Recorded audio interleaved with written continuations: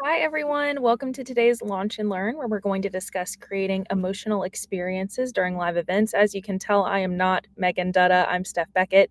I am taking over for her. She was not able to make it. So hopefully, y'all are okay with that because you don't have another choice. So today's Launch and Learn is worth one CTS, CTSD, or CTSIRU, but you have to be here attending live this whole time and on the launch platform.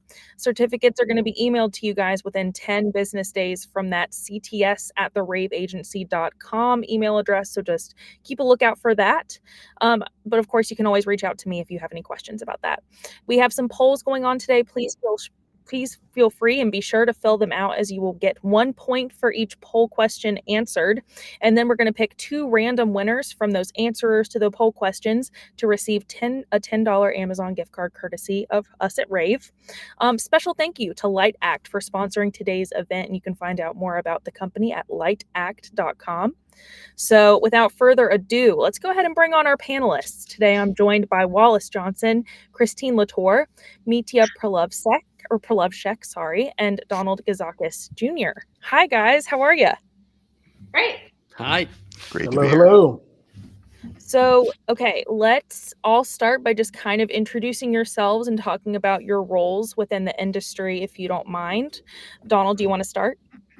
Yeah, absolutely. Well, thanks for having me here today. So I'm Donald Gazakis. I'm with HB Live in Connecticut, USA, and I've been in the live events production business for over 30 years. And my role in the organization is sort of as a leader, but I handle account management, event design, project management, and everything else that comes along with that. Very cool. Mitya, do you want to go next? Sure. Hi, my name is Mitya. I'm the CEO of LightAct. We are a media server company based in Europe, Slovenia. We are basically produce hardware, software, and yeah, that's in a nutshell. Very cool. Christine, what about you? Yes, hi. I'm Christine Latour. I'm the Chief Marketing Officer of Solotech. Solotech has been around for close to 50 years, but providing audiovisual services to the live production world, but also for permanent installations. But so I've been with the company a little closer to 7 years at this point. So I've been, a few times around the calendar, and so I'm really excited to share my experience. And also, I'm a professional musician in my personal life, so I also experience a lot of emotions, and that's the topic of today. So I love the connection with the crowd, and so whatever I can share will be a pleasure. Awesome. Love to have a little personal experience in there. And last, but certainly not least, Wallace Johnson. Hello, everybody. Wallace Johnson here by ACE with Digital Experience Group based in Tampa, Florida. I'm the founder and executive producer. Been in the live event space for over 20 years, playing a number of different roles on account management, marketing, project management, business leadership. So mixed bag of nuts with a lot of experience. Awesome. Well, okay, so let's start with my very first question here. And Christine, I'm going to throw this to you because I was really excited about your experience here. So, what role do you guys think lighting, sound, and visuals play in creating an emotional atmosphere during a live event? I know that's like a very big question that I'm asking you to boil down into a few sentences. So, sorry in advance. I mean, as audiovisual players, we're there to support the vision of whomever is designing the show or the event, and so whomever has the idea. That being said, technology brings the vision to life, and that's where we come in, and blending that what could be done with what actually works and what actually does within a budget also is another topic. But for me, as a huge consumer of I'm a big fan of any live entertainment or events, and the music and the sound that sets the ambiance right away. You get in, if it's dark, you have that mood. If it's neon, that's why I changed my background, by the way. So it's neon, like I'm in my office right now. It's just another topic. So it's all about content, and it's all about how it's delivered. And the more technology evolves, the more we can get those creative effects. And I don't know if you've been around to a few shows lately, but there's just like it's never big or crazy enough at this point. Like, what's the next biggest thing? So, I'm a big fan of sound personally. I said I'm a musician, so if the sound is there, the mood is there. So that's just my little thing. I'm gonna pass it on to you guys and see what you think. But certainly, it's a good blend of mix technology and vision. Yeah. Mitya, do you want to go next? Sure. Well, I think, as Christine said, I think I mean, as a technology providers, we try to sort of bridge the gap between the performer and the audience, sort of, because often you have a huge stadium or things like that where the performer is really far and it's hard to convey emotion stories when you are like really far from your audience. So technology in a way helps the artist, the performer, to bridge that gap and to sort of help the audience to immerse um, themselves into the story. So in a way, we are just a vehicle for the performer to sort of tell the story. It's not about, as you all know, of course, not about technology. It's about what technology says. So that's my opinion. Don, do you want to go next? Yeah, sure. So, the majority of my experience is with corporate, university, and maybe into like nonprofit, galas and fundraisers. And, it's either the presence of really good lighting and impactful audio or the absence of it that can actually play a huge role. And we've done plenty of, I'll say, corporate work where they want to appear austere, so everything is dialed back. Like there's no lighting, there's very little audio, and they want to look like they haven't spent any money on that event, all the way up to, they're trying to raise $1 million for some charity, and they really want to get that excitement and the punch and the wow factor. So it plays an incredible role, and it's all about what's the scope and what is the client trying to accomplish. Nice. Yeah. Ace, what about you? Yeah, my background is similar to Don in the corporate space, association meeting space, special event gala space, and all of those technical elements of lighting, sound, the visuals can play an impactful role. But it's that balance of budget of what you want the event to look and feel like versus, like I say, in the special events where they're more purpose driven, and that's where you really see technology be able to be utilized to create an atmosphere and an environment that can take people to a different point of that experience that they're trying to invoke with, whether it's content on screens, whether it's lighting for the right atmosphere. As Christine and Mitch just said, it's hard in a stadium, to create a specially lit environment. But now, arenas are retrofitting with LED outfits. I'm a Tampa Bay Bucks season ticket holder, and one of the coolest experiences was playoff time. The arena went dark, and they were able to put on a true light show with the built-in structure, with other audio elements and other engagement tools that they had us hyped for the playoff game. And that wouldn't have been the case if you still had old technology in place, and like say evolving technology was allowed to help create that atmosphere. So technology plays a big role in support of that aspect. Yeah. So I feel like a common thread in everything you guys were saying was that you kind of have to have a vision for the emotions that you're trying to evoke here, right? Because the open your purses emotion is not going to be the same as like the get hype for the game emotion. So what are some strategies in kind of creating that space with your audience and connecting the vision with like what you want to actually happen, whether it's a corporate event or a concert or a festival or what have you? And this is for whoever wants to go first.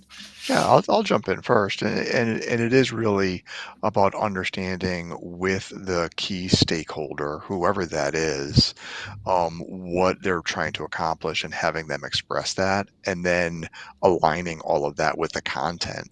So, and the media can be, it can be simple PowerPoint, it can be video playback, it can be a light show, it can be LED, it could be moving lights. There's all of these different elements, but it all starts with what's that core content and what's that core emotion that they're trying to get at. And if you can pull that out of them, then the rest is all just creative, and you align that creative with the budget.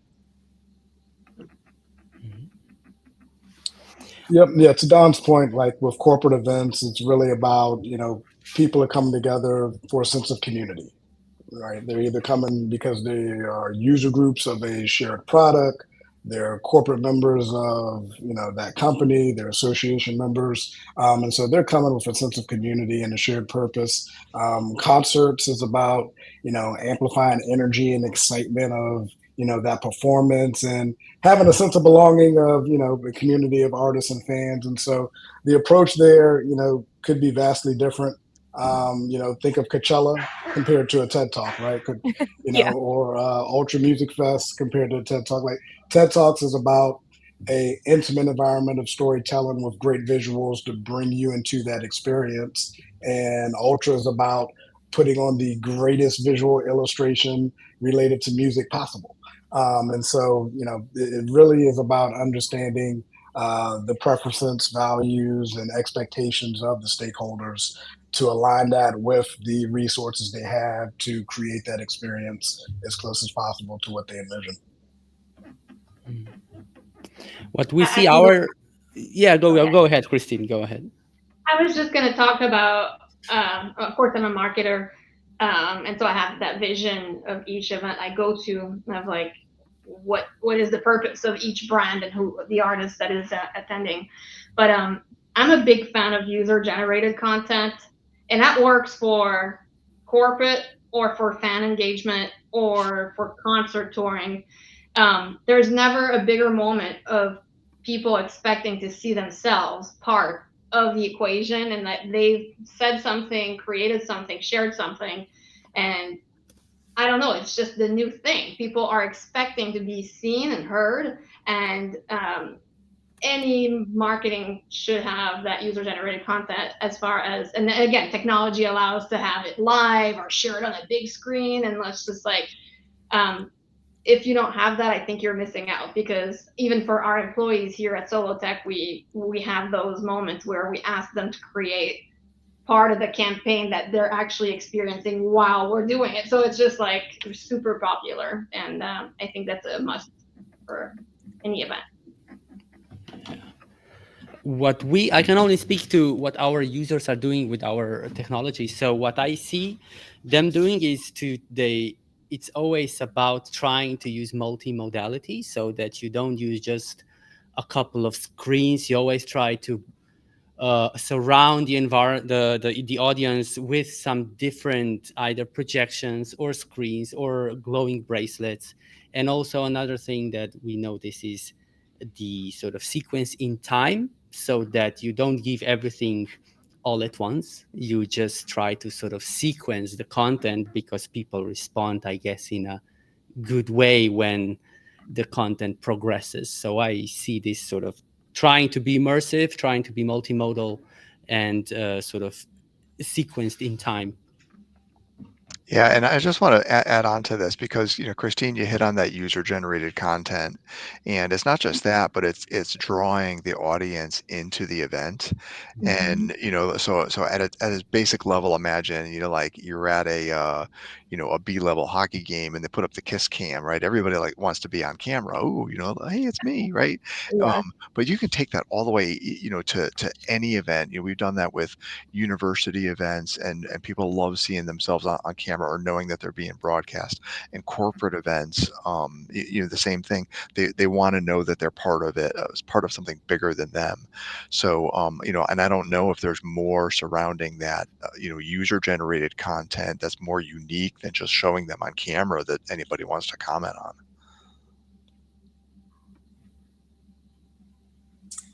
Obviously, I've seen that part.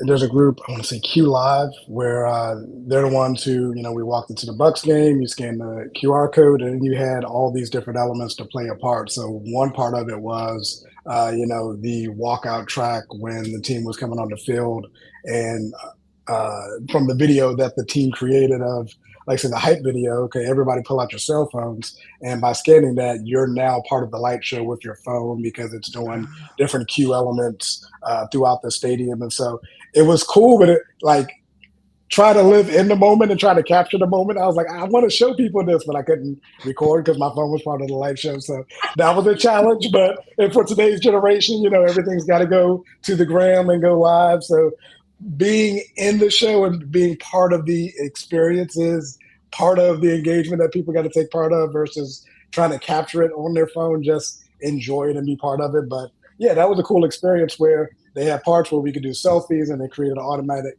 slideshow, but the opening light show of the fans being the light show was pretty cool. Ooh, wait, like, this is kind of an interesting point that, like, kinda brings me to another layer. It's like, do you want to give people an experience that gets them off of their phones and makes them live in the moment, or are you trying to provide an experience that's Instagrammable and, like, gets people on their phones to, like, show everyone else, like, "Oh, look how cool this is." Like, is there a line there, you know? Should we answer from personal level or for professional level? But yeah, I mean, me personally, I'm not on the creative part, so I can say openly, honestly, that I would definitely prefer to get them off the phones. But that's just me personally talking. So Yeah, and it comes back to the content and the message. So, for the wow event, maybe it's an awards program or something, that's perfectly fine to be sharing that out, Right. or taking pictures and stuff. But when you're trying to deliver an important message or recognize somebody and give somebody on stage their moment, that's Mhm. where, hey, put down the phone and pay attention, Right. and and give them a reason to do that and make it really interesting. I have learned that video never really recreates that experience of being in the moment. That's true. And so it's like you watch clips of stuff and it's like you're still trying to imagine how impactful something was, but you can't do it without being there and being in it. So the FOMO immersion to me always grows more when you were there and experienced something because word's going to spread like wildfire on what that was and how you felt more so than trying to share that video and re-explain it. That's a good point. And if you are creating a true emotional experience, people are gonna stop and they're not gonna think about their phones. They're gonna think about what's mm, happening in front of them, I guess. So that's a yeah. good point. So what do we think about how technology can be used to either, we've kind of touched on this a little bit, but like how can we use different pieces of technology to either amplify or diminish sometimes this emotional connection between performers or someone talking on stage or that person that you're paying attention to in the audience? Well, I can go first. I think the ideal would be, at least for us in the business, that technology would be all around the audience, but no one would notice it in a way. So Yeah. Mm. I'm a big fan of this multimodal sort of immersive events and installations, fixed installs, whatever. But again, you should notice the pixels. You should notice the hum of the projectors. You should notice the air conditioning fans. You should just notice the content. So I would say that the goal is to f- basically immerse the people in the content, but not let them notice the technology. That's a really good point. And part of our mission statement here at Solo is it needs to be seamless. You can't see anything, any cabling, any wiring, and it's a challenge. And when you make it happen and it's seamless and people don't really notice it, that's when the magic happens. Um, there's a really good example is I don't know if you've seen the ABBA Voyage show in London. It's a revival of the ABBA group with digital content. It is so seamless that you actually think it's a real people. It's not. It's content. You literally cannot identify the actual singers and the band members. Some of them are real, some of them are not. It's perfectly seamless and you're in so the power of content blended with technology can make you like blown away. You don't know what is real, you don't know what's out there. So yeah, seamless is my word. Yeah, and I love the expression that you use, Micha, of multimodal, Yeah. because in a lot of core events, again, I go back to that core corporate, it's multi-screen, right? There's a visual element to it, but modal extends that beyond that to be the sound and the lighting and tying those things together. So I think that's really important. And Christine, to your point on seamless, one of the best compliments that we can ever receive is, wow, we never knew you were there. Mm-hmm. So Yeah, technology is definitely a thing you want it to enhance the experience, but not overpower the experience. agreed. So let's kind of step into the technical for a moment, because I think we've kind of been talking big picture and like artistic. So what role does like technology like projection mapping and other similar visual technologies play in heightening this emotional engagement, and does that heighten emotional engagement? And how do you integrate like that technology with, media servers and making sure that content gets shown? For whoever wants to take it. Well, should I go? So I'm a really big fan of projection mapping, and for one reason, and that's those stone statues of Leonardo da Vinci that are not finished. So on one side you have an unfinished block of stone, and then on the other side you have a statue coming out. So I think projection mapping on opposite to the screens, you really have this power that you have a regular boring old facade, and then something starts to happen, and it has this moment of surprise. Whereas if you have an LED screen, everybody knows when it's black, okay, eventually it's going to come on.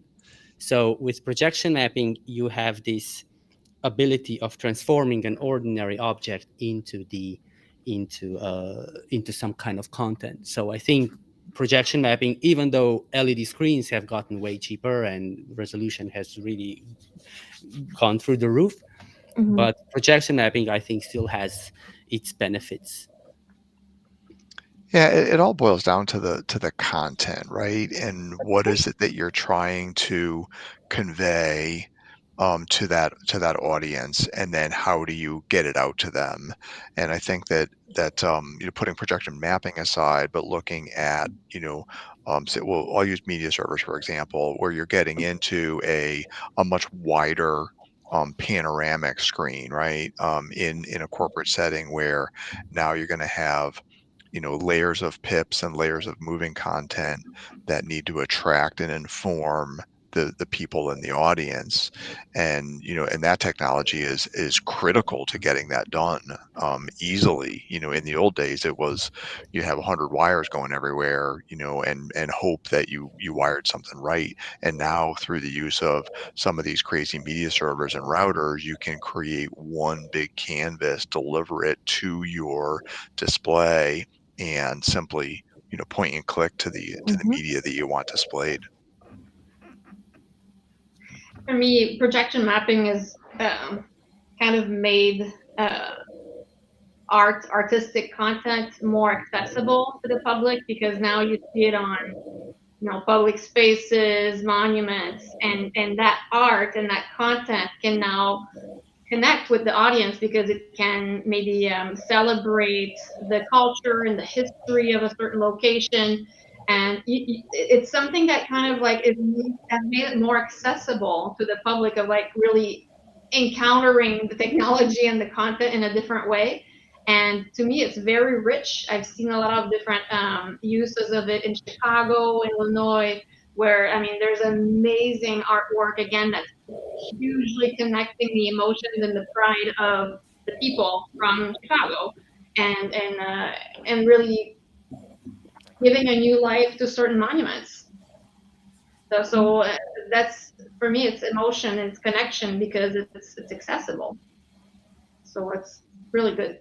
And I mean, again, there's a lot of great tech that does it, so we're able to test a few things at Solotech. We're happy about it. Yeah, Well, and just one other thought on like projection mapping and using some of those cool technologies. Again, from our perspective, with our very cookie cutter type of events, it's uh, extending the event beyond that general session or beyond the main meeting, and how can you bring content to other areas of it. So, you know.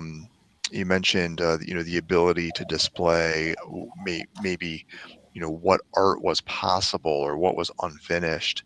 And we've seen some uses where they're talking about building a new building or something, and they've got a sort of a blank slate out in the pre-function, and then using projection mapping, they display, here's what's going to be happening in this, here's what's going to look like when it's finished, and show people kind of what's possible.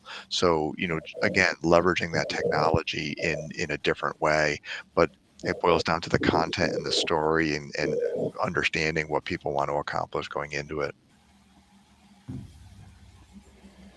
Yeah, to piggyback on what you said, Don, it's hard for me to decide which form of projection mapping has been the coolest that I've seen. The smaller forms of like on simple displays, like you talked about that interactive environment, because the amount of creativity and what it's able to show and illustrate in those environments is something that you wouldn't have access to or a way to do it without projection mapping in that way. And I've seen some big illustrations where like Southwest doing a new plane reveal, and the environment it created was just, it was amazing. And I was projection mapping with really good content, to evoke that emotion and excitement with good audio to give the effect of the turbines of the plane flipping. And so, but the small scale stuff to me is cool because, again, like I can picture a plane reveal, I can watch a video, see that, like seeing a silly city illustrated, or like a small display showcasing a new product with just blank shape forms being there, and then content being created over that is something that projection mapping is unique and able to bring, unlike other technologies. We had a question come in from an audience member, so I'm going to go ahead and throw that to you guys. This one's from Paul. He said, are there any events where having all of the tech might actually detract from the experience? And we kind of touched on that a little bit, but I figured I'd let you guys kind of dig into it a little bit more. This is for whoever wants to, answer it first. that's a really good question. Go ahead, Wallace. Yeah, there is. Again, the technology should be the support of the message. And if you don't have a good act, speaker, entertainment on stage, and that's bad, technology is not going to save it. It's only going to play to the downfall of what you're looking at. So it still comes down to what's happening on stage and who's part of that messaging. And are they prepared? Are they ready? Do they understand the role of technology being a resource to them? And are they maximizing it with the content that they're presenting to that audience? So, you can spend a lot of money and still have a really bad show. Yeah, and every event, I keep on talking about content, right? It's a story being told. So what is the story that needs to be told, and what do they want the audience to do as a result of that story? And there could be educational, informational, inspirational, celebrational, muppetational. I mean, it can be all of those things, right? And depending on what that is, could be a solemn event, right? I mean, we've Mhm. unfortunately, we've provided AV for funerals, or memorial services. So and that's a different emotion. You want the story to cut through, and the technology not to impede on that message. So there's lots of it all boils down to the story. And there's a few times where I'm thinking in live concert scoring where the tech is so important, so predominant, that even fans notice it when it's not functioning. There was one pixel missing in the tile for Taylor Swift, and we got like a series of like press. Like everybody was going nuts because then they've noticed something failing in the tech because it's part of what they're expecting. They know it's going to be big. They know it's going to be intense. And same for if she starts singing and the microphone's not on or something. But it's super present, and people are expecting it to work. So big to big, I don't know. I think people are expecting it to be that way, but not in every component. On the corporate side, sometimes tech is overdone because then maybe you have an in-ear set and then your CEO is not super comfortable. It feels off. Then maybe it should be something more simple with 2 speakers. And then, you know what I'm saying? Like sometimes the setup is too overkill for the need. And so that's sometimes I think it's an obvious and it's a misfit with the culture of the company. That being said, I think people notice it right away when it's not proper.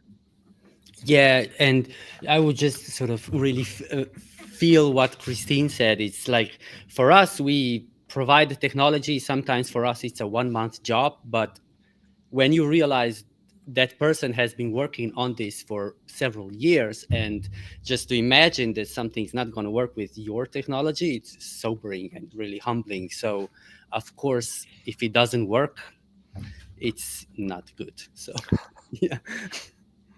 True. We have another question from the audience that just came in, and they said, what trends or wants are the presenters seeing develop from their customer requests for events? And what are events asking for today? Can you repeat that? Yes. Sorry, let me pull it up again. What trends or wants are the presenters seeing develop from their customers' requests for events? And then that's part 1, and part 2 is what are events asking for today? That's a good question. My guess would be a lot of interactivity.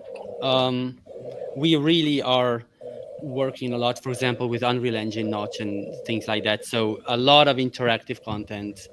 But then again, it's not so much live events like concerts, but let's say a fixed installation for a presentation where everything needs to be interactive, live data feeding into the presentation, things like that. That's what we see a lot, for example.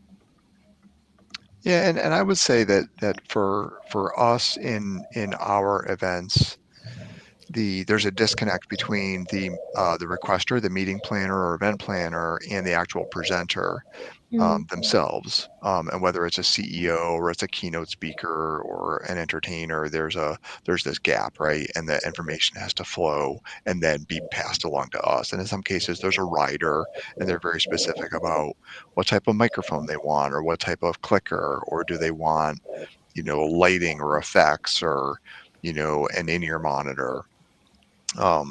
So from a trend perspective, I don't have an answer to that. Really sorry. On my side, I think there's of course the notion of being hybrid or in person or like fully online. And I think as a presenter, just like we're experiencing today, you're expecting to have the feedback ongoingly, and maybe even you can hear who's actually watching. So we've had a lot of requests of two-way communication and two-way feed of and depending on how many people are attending, it's very challenging for our live event producers. So that's a big trend. Of course, anything that is on demand, so content pre-recorded live and then accessible afterwards, because people are used to consuming the content whenever they want, just like Netflix or, I mean, you name it, everything is on demand today. So events need to kind of happen that way. If I miss it, if I'm not there, it needs to be easy to access. And that's a big trend that we're seeing, is even for live concert or corporate, is needs to be available afterwards. Yeah, I would say trend. It's kind of a opposite end of the spectrum. One trend is simplicity, basic, simple, easy, because that's just what they want. Where I think the opposite end of that trend is you still have a lot of people trying to transition to larger widescreen events. And I say these events are probably more corporate events where they're in control of the message and presenters and uh, have more control over the creation of the content. So they want to create better content for larger surfaces. Where the simpler meetings are, they're hiring speakers, they're bringing guest speakers in that have canned presentations, and this is how it works. To Don's point, there's a rider, basic details of what you need, what you can do, what we want, and that's it. Let's keep it with that and keep it moving. So technology wise, LED is becoming more cost effective. So more people are buying it. It's getting utilized more, and there's a lot of different creative designs and room sets. I think it's probably the biggest transition piece of the trend that's taking place now just because of accessibility. Good points from all of you guys. So I'm going to shift again and ask about, hybrid and virtual events because, that's what we're doing right now. We're doing a virtual event. So when you do these, how does that change the approach to creating an emotional experience? Because it's almost like sometimes when you do it virtually or hybrid, it's like another block between you and reaching the audience. So how do you move through that? Yeah, I'll open up because I think I can set the stage for everybody else. When we're talking with our clients about their events, and I'll admit we do almost zero fully virtual events. There's just a handful of them. But from every single project we talk about, the four key elements are the in-room presenters, the in-room audience, the online presenters, and the online audience, and what is that experience that you want to give to each of them. And is it just a 1 hour CEO broadcast? There's not a lot to build onto that. Is it a multi-day conference that you've got to service these people? That's where it becomes more complicated, and you've really got to think about how to ensure that you're engaging all of them. And even if the client starts out with, "Hey, this is all in person," you have to have the conversation about the remote audience or the remote presenter, because you never know if they're going to throw it at you at the last minute.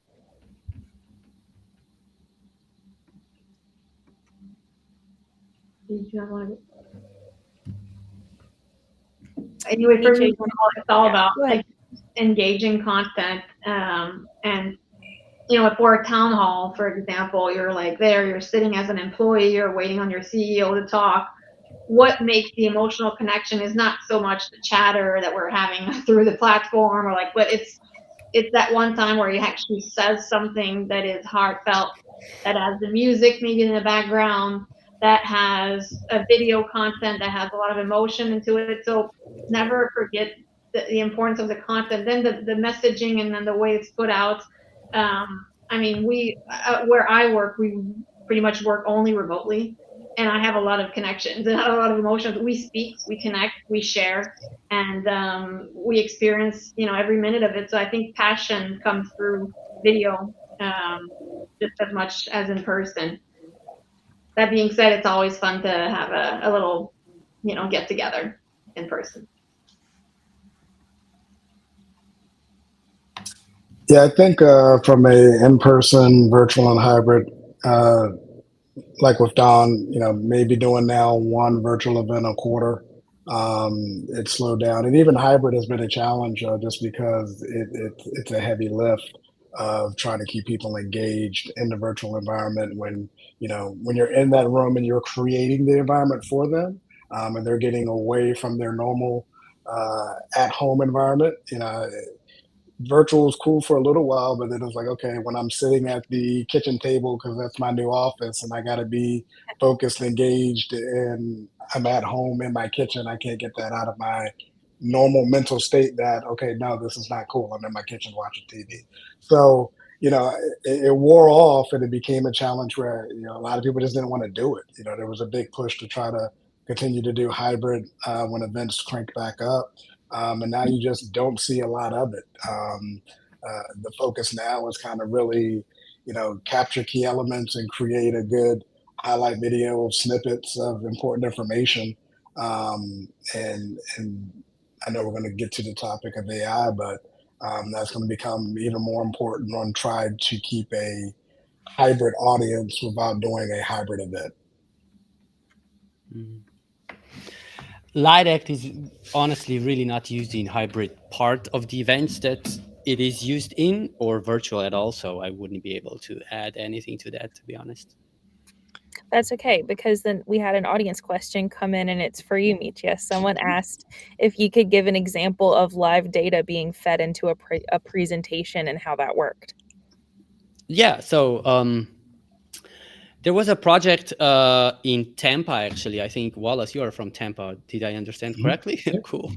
Nice town.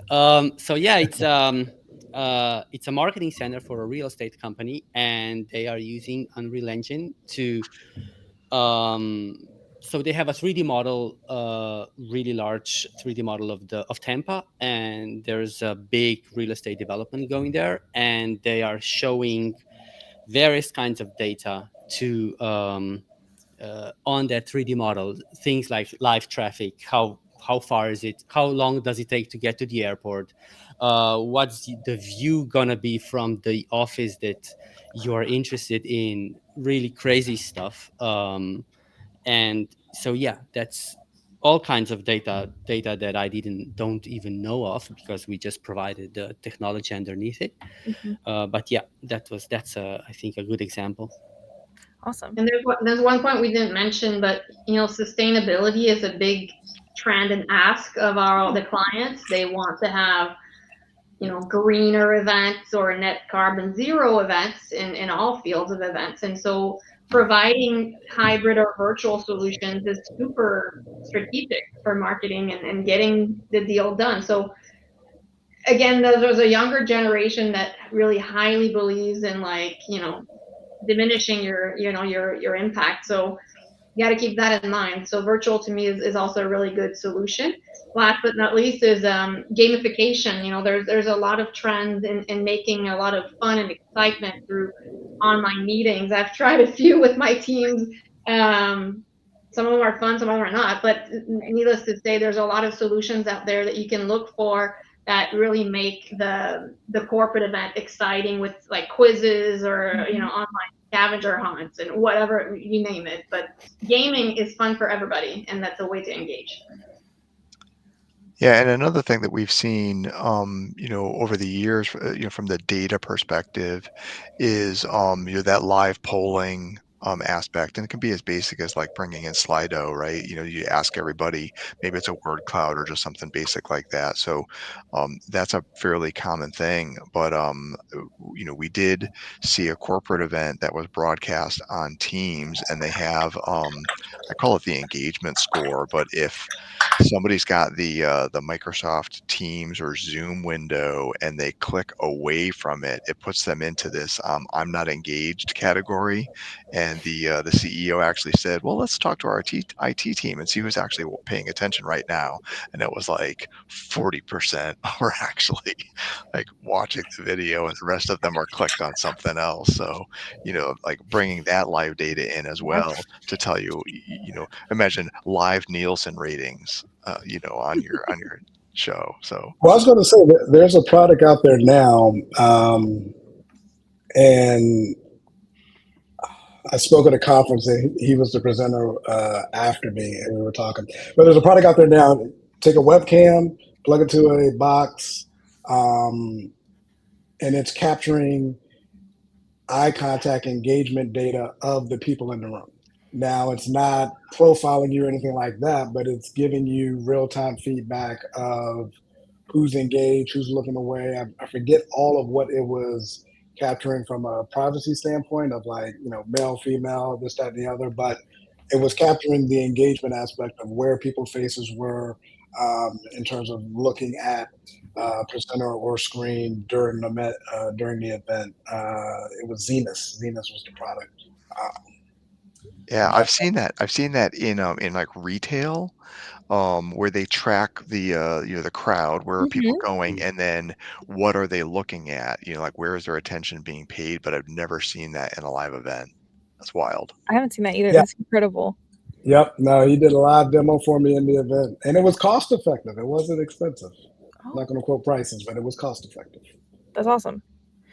Well, okay, so can all of you kind of share some examples of some live events that you worked on or heard about or attended where the emotional engagement was super successful and what made it so successful for you? I Another think big question. So yeah, y'all can take your time if you need to think on it for a second.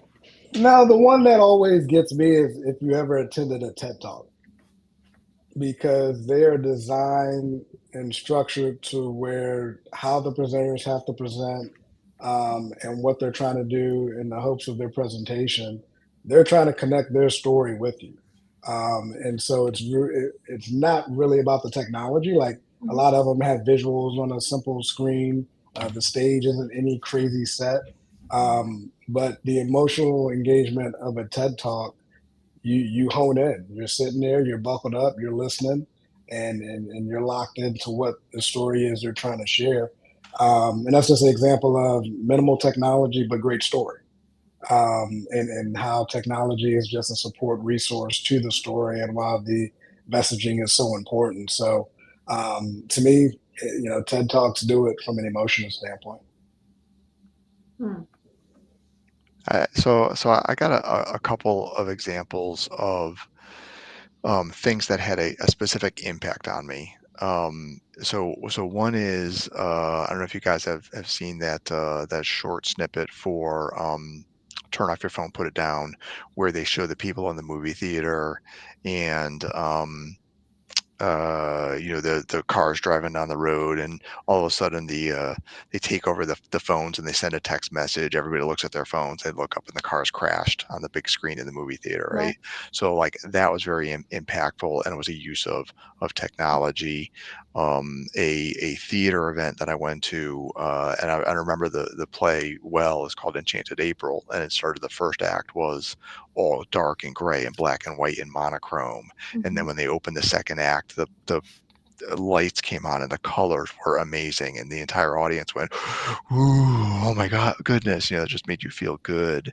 And then the last one was a person who was giving a talk, and it was all about the story. No technology could have helped with the impact on that, but they were talking about emotional support animals, and that they went to the Las Vegas shooting in the hours following that horrific event, and so that story was incredibly impactful, but it was all about the story and the content.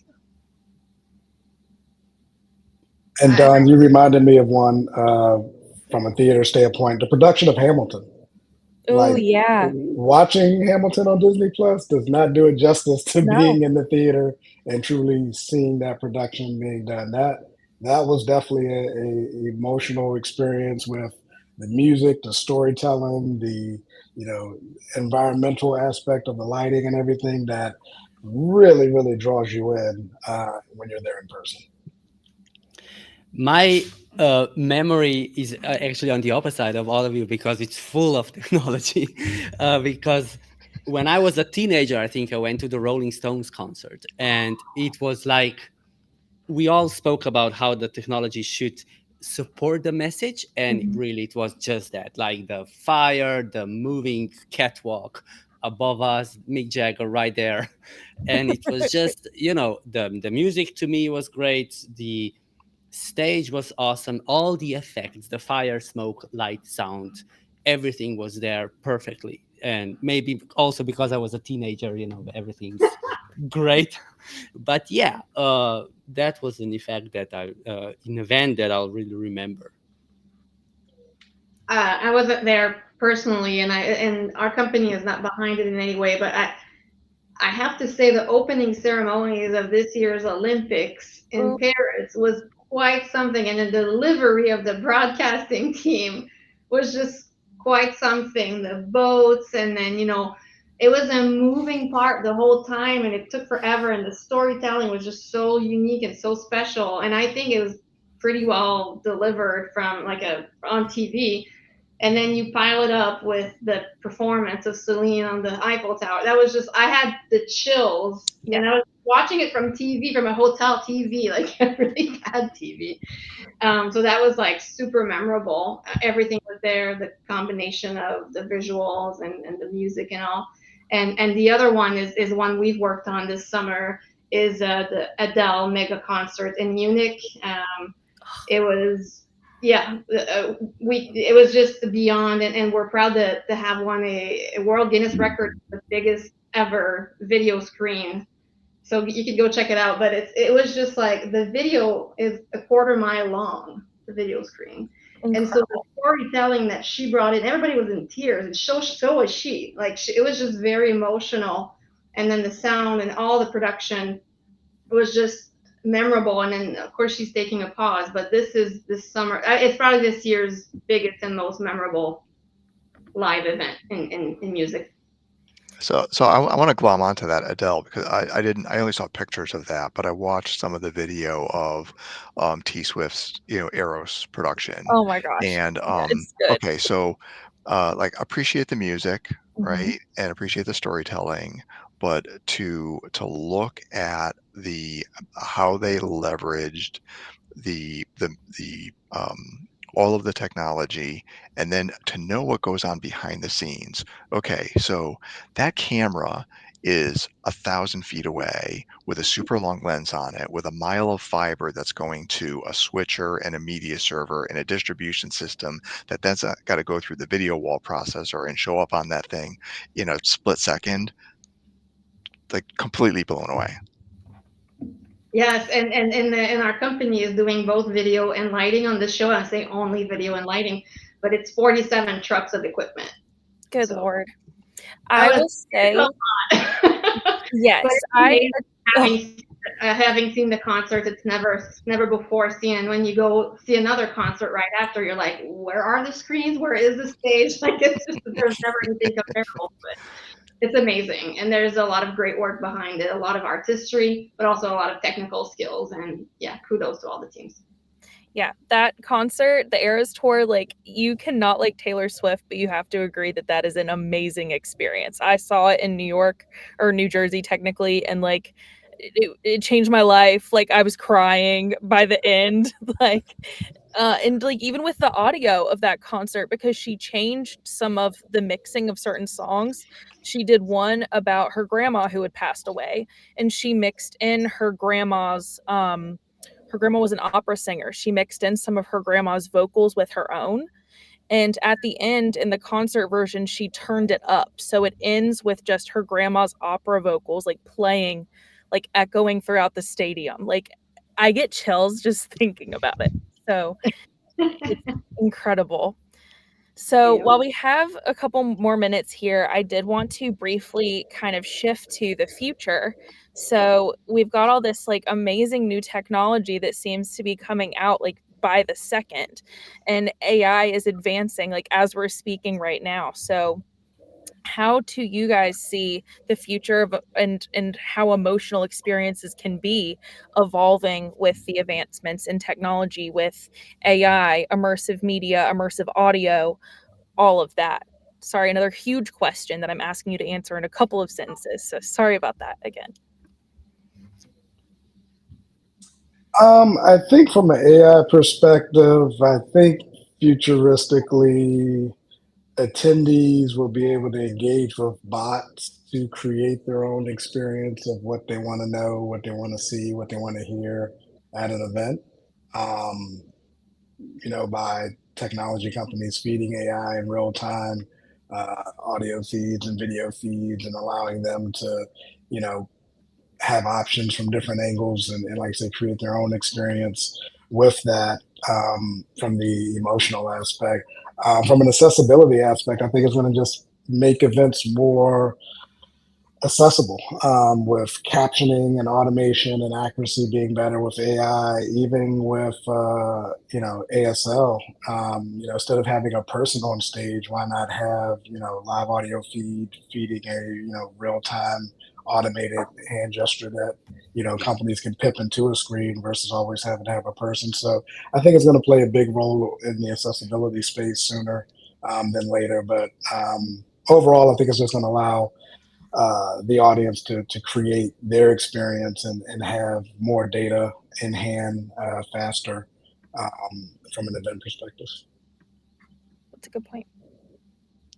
Yeah, I know in our pre-call, I said I didn't know much about AI. Wallace, you brought up a couple of great points about accessibility, because for me, in again, that core, corporate event market, using AI to grab the highlights, the transcript, is really important. I love the idea, Wallace, to what you said of, hey, create my own highlight reel. What are the elements of this, video recording that are important to me? Plug that stuff in, that AI chop it up and give you a highlight reel, right? The stuff that's relevant to you. But to the ASL, I gotta say, I can never imagine an avatar doing ASL with emotion. And we know that there's some ASL interpreters that have really made it a performance art and brought that true emotion when they're doing it. So I don't see that going to an avatar. Maybe as a a pretty base model message delivery, but but not those important events. Yeah, corporate only, basic corporate only, not Austere, entertainment. the austere. Excellent point. That's My so hope, my personal hope is that AI will be used to help streamline the process of before, during, and after an event. Because you know what? Sometimes, yeah, during the event, you have those emotions, you have the great content, but what you'll remember is how you actually got in or out, how you actually got out. And a lot of those conferences and congresses are still very complex. I've been to South by Southwest, I've been to all those big conferences on the corporate side where you certainly remember doing the line to get your badge. This is so 1940. Like, come on, let's like streamline the process, because that's what people remember is waiting in line. And it's not so much the of the conference, but it's the process. So AI, let's use it for the right purpose. Maybe not so much for the content and the artistry. Yeah, I think AI is going to help with the drudgery of content production in a way. That's definitely one thing that's already happening. On one hand, it will help, but on the other hand, with so much content being churned out, it's going to be harder to stand out. So I think still the really creative, the creativity will still stand out, I believe. So I think we're all good. All right. And on that note, I know we've just got a couple minutes left here. So I did want to go around and have you each just briefly say where you can be found online if people want to connect with you after this, and where they can find out more information about your company. So, Dawn, do you want to start us off? Sure. We're at HB Live Inc. So on X and LinkedIn and Facebook, Instagram, you can find at HB Live Inc. or look for at D Gazakis on those platforms as well. Awesome. Micha, what about you? Well, the best starting point is our webpage, litech.com. There you've got links to all our social media profile, and yeah, you're all good to go. Perfect. Christine? Sure. You can connect with me on LinkedIn if you like. If not, solotech.com is Beautiful. Perfect. Amazing. wearing the right color, you'll remember it. Wallace, what about you? Yep, can be found on LinkedIn and Twitter, Ace Johnson, and website www.dxg-agency.com. Awesome. Well, this has been so much fun. It has been such a pleasure getting to take over for Megan. Thank you guys for putting up with me instead. It's been such a pleasure getting to talk to all of you. Thank you so much. This has been great. Thank you Thanks for having me. Yeah. Yep, Thank fun you. times. And for all of you audience members, congratulations. You have all just earned one CTS, CTSD, or CTSI-RU. If you watch this on lavnch.launch.com, your certificate will be emailed to you within 10 business days from cts@rAVeagency.com. Thank you again so much to LightAct for hosting this Launch and Learn. You can learn more about the company again at lightact.com. And you can find all the latest technology news at launch launchcode.com, LAVNCH code.com, or ravepubs.com. Thank you for joining us today, and be sure to check out launch.com for additional launch and learns. Our upcoming launch week 10, which is at the end of October, October 21st through 24th. We cannot wait. And thank you guys so much for joining. Give yourselves a round of applause as well, or put an applause emoji in the chat. So have a great time. Thank you guys so much, and we'll see you next time.